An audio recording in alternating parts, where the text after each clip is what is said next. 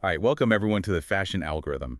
Today we're taking a deep dive into, well, the future specifically, the forces shaping the fashion world in 2025. Yeah, 2025 sounds futuristic, doesn't it? It does.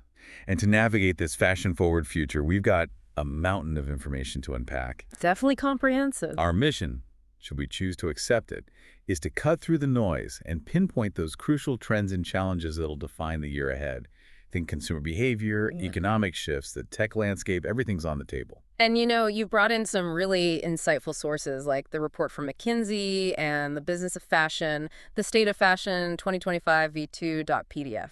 So we're distilling these expert perspectives and hopefully we'll come out with a clear, actionable, and maybe even a bit surprising picture of what's coming down the runway in 2025. Speaking of runways, let's start with the overall economic outlook for the fashion industry. Big picture, what's the forecast? Well, the general prediction is for low single-digit revenue growth, continuing the trend from 2024. Okay, so steady, but not exactly setting the world on fire. Right, not explosive growth. But here's where things get interesting.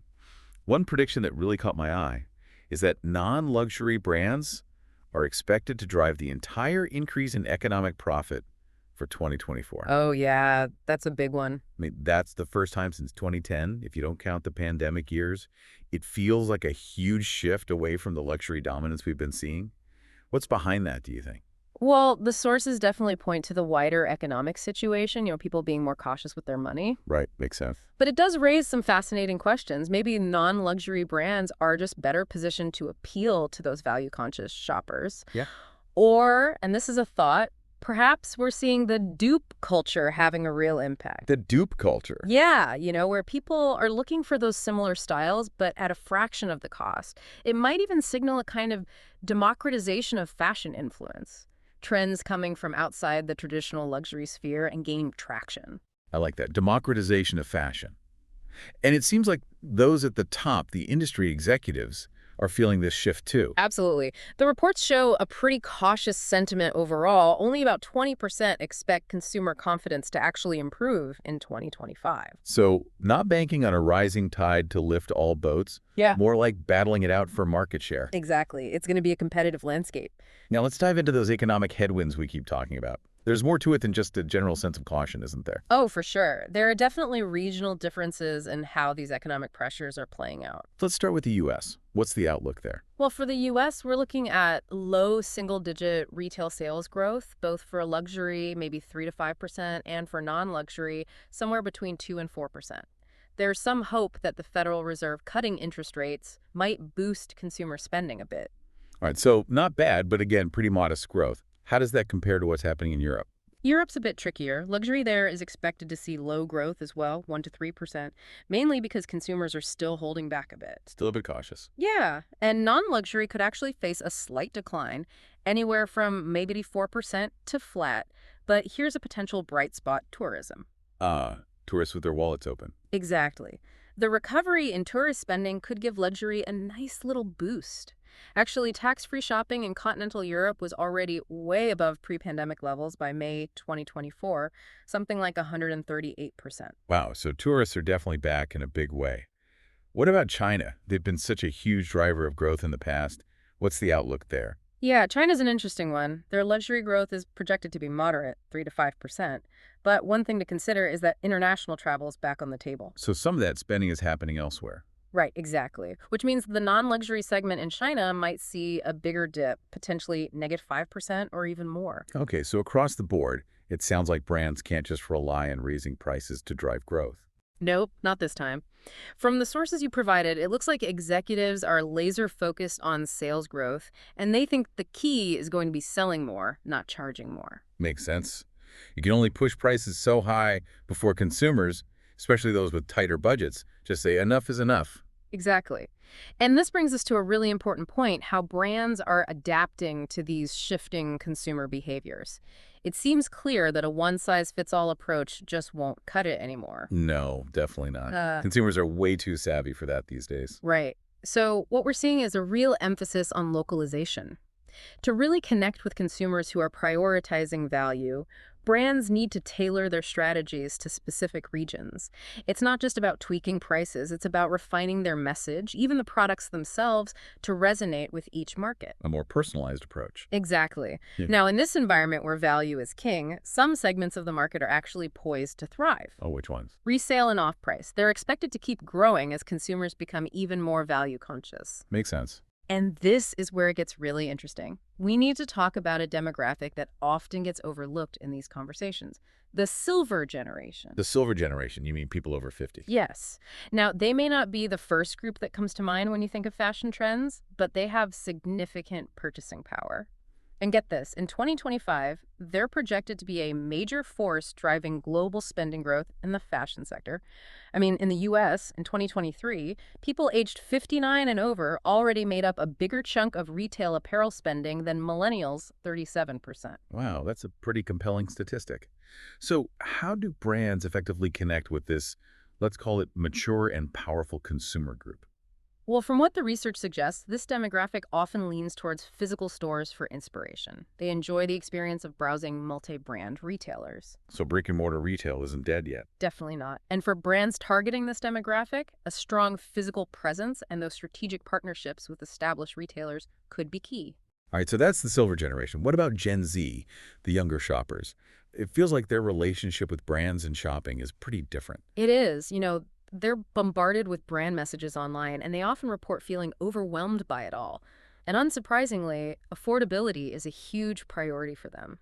They're much more likely to experiment with different brands and are very open to trying those cheaper alternatives, the dupes that are all over social media. Speaking of feeling overwhelmed, it sounds like that's not just a Gen Z problem. The sheer volume of choice online can be pretty daunting for anyone. Oh, absolutely. And this paradox of choice, as it's called, can lead to what's called decision fatigue. People get overwhelmed and they actually end up buying less. So how are brands trying to combat this, to help shoppers find what they're looking for without getting lost in the digital jungle? Well, one of the big answers seems to be AI. Specifically, AI-driven curation, personalized content, and smarter search functions. So instead of endlessly scrolling through generic recommendations. Exactly. AI could personalize the experience, making it much easier for shoppers to find what they actually want. Sounds promising. Oh, and a whopping 50% of fashion executives believe that product discovery is going to be the killer app for generative AI in 2025. So they're putting their money where their mouth is. Big bet on AI. How exactly is that playing out? In a few ways. We're seeing AI being integrated into search functions to better understand natural language queries. So you can search using everyday language. Yeah, exactly. Companies like Constructor and Daydream are leading the way there. Okay. And multi-brand retailers like Zalando are investing heavily in AI to provide those personalized search results and curated content we talked about. Makes sense. But it's not just the e-commerce platforms themselves. Social media is becoming a major player in product discovery, too. Ah, right, because that's where people are already spending so much time. Exactly. Platforms like TikTok and Pinterest are using AI to make product discovery and shopping more seamless within their apps. On Pinterest, for example, posts with shoppable products get way more engagement. It's like the lines between content, discovery, and purchase are blurring. Makes sense. Okay. Ready for a topic shift? Sure. What's next? Let's talk supply chains. Supply chains, all right. I have a feeling this isn't going to be a simple conversation. It never is it? But it's crucial. Because even with all the economic uncertainty, resilience and sustainability are still top of mind. Yeah, they have to be. One really interesting trend here is how companies are rethinking their sourcing strategies. There's a clear move away from relying too heavily on any one manufacturing region, and China is a prime example. U.S. apparel imports from China have actually dropped quite a bit in recent years. Okay, so less reliance on China. Where are these companies looking to source their products instead? Well, we're seeing a rise in sourcing from growing Asian economies, places like India, Vietnam, and Bangladesh.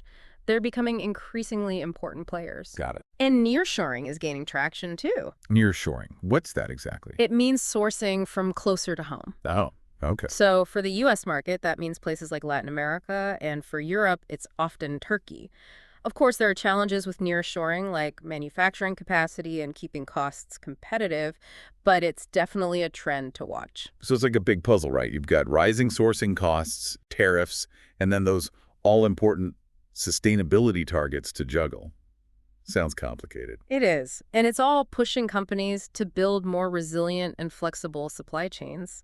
And another thing, inventory management is under a microscope these days. Inventory management. Yeah, nobody wants to be caught with too much stock or even worse, not enough. Right, that's a balancing act for sure. And it's not just about profits, it's about sustainability too. Ah, right. Less waste. Exactly. We're seeing new technologies and more agile operating models being adopted to manage inventory better and reduce waste. So efficiency and sustainability go hand in hand. They do. And while consumers may not be quite ready to shell out a premium for sustainable products just yet, it's clear that sustainability is a long game. A necessity, not a luxury. Exactly. The costs of climate change are rising, and governments are stepping up regulations. So brands need to be proactive. And I imagine collaboration is key here. It is. Working with suppliers to improve energy efficiency and develop innovative, more sustainable materials that's going to be crucial for long-term success. All right, ready for another topic? Yeah, bring it on. Let's talk about the online marketplace landscape. Things are getting interesting there. After a period of super fast growth, especially during the pandemic, a lot of those non-luxury online marketplaces are hitting some bumps in the road.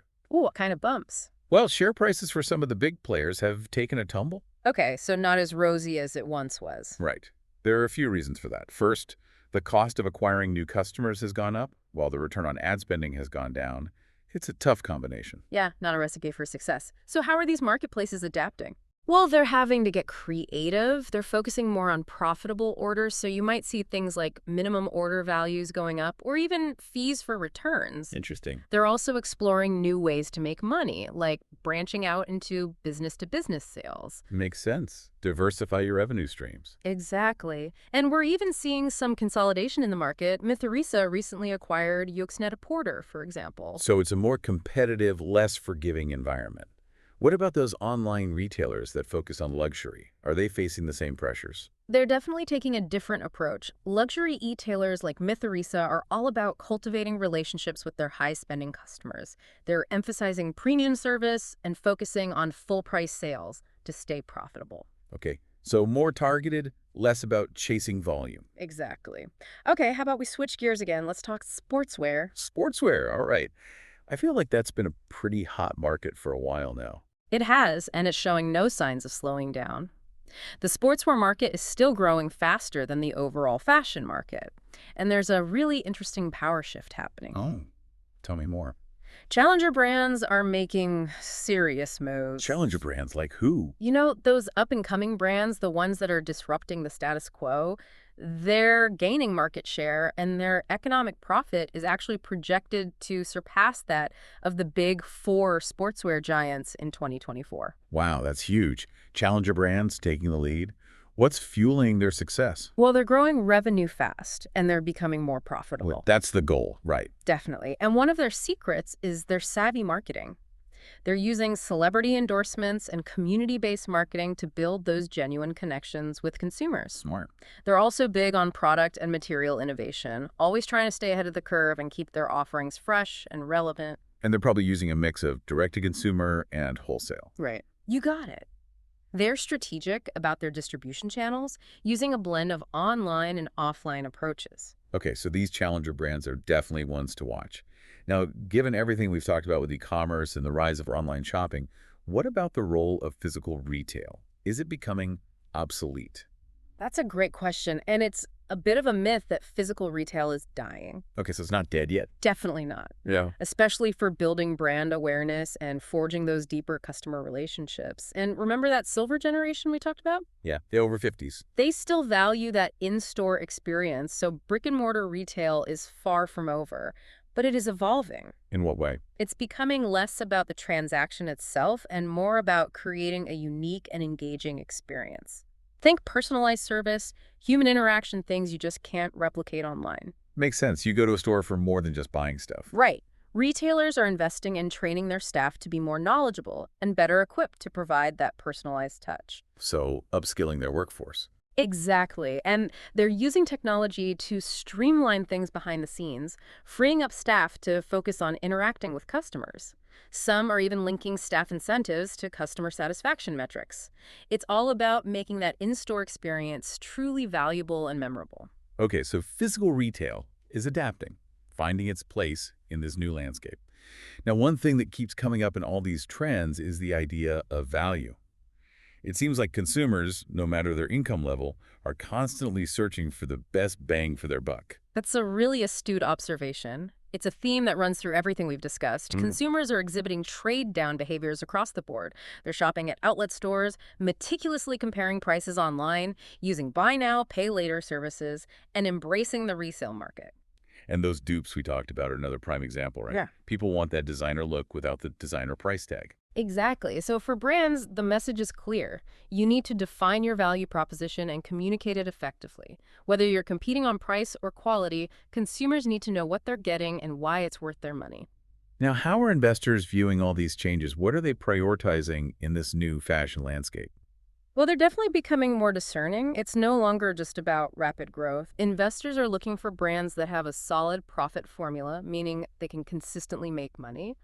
They want to see a deep understanding of the target customer, a distinct brand identity, and the ability to command pricing power. So a more holistic view. Exactly. And that recent slowdown in the luxury sector, driven partly by the economic climate and changing consumer spending habits, has definitely caught their attention. So luxury isn't immune to these shifts. Nope, not at all. The rise of those challenger brands, especially in areas like sportswear, is also influencing investment strategies. It's proof that disruption is always a possibility. And increasingly, investors are looking for brands with a strong omni-channel presence. Omnichannel.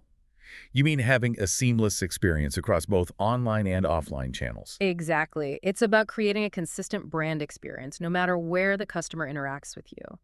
And it's becoming increasingly important for building brand loyalty and attracting investors. So as we wrap up this deep dive into the fashion world of 2025, it's clear that we're in for a dynamic and exciting ride. It's going to be fascinating to see how it all unfolds. We've covered the major economic pressures, the evolving preferences of diverse consumer groups, the transformative potential of AI, the ongoing evolution of supply chains and retail strategies, and the critical importance of value and strong financial performance. It's a lot to take in, but hopefully you're leaving with a clearer sense of the forces at play and the opportunities that lie ahead. And the challenges, of course. Right, the challenges too. But that's what makes it so interesting. Now, before we go, I want to remind everyone that the Fashion Algorithm is sponsored by Cloutfit.ai. If you're looking to make your influencer marketing more effective and drive more sales, you need to check them out. They connect influencer outfits directly to your product inventory, making their content instantly shoppable. Pretty cool stuff. Visit cloutfit.ai to learn more. And if you found this episode useful, please share it with someone who'd appreciate a dose of fashion tech insights. Don't forget to subscribe for more deep dives into the fashion world. And let us know what trends and challenges are top of mind for you. We'd love to hear your thoughts. Absolutely. Thanks for joining us on the Fashion Algorithm. Until next time. See you then.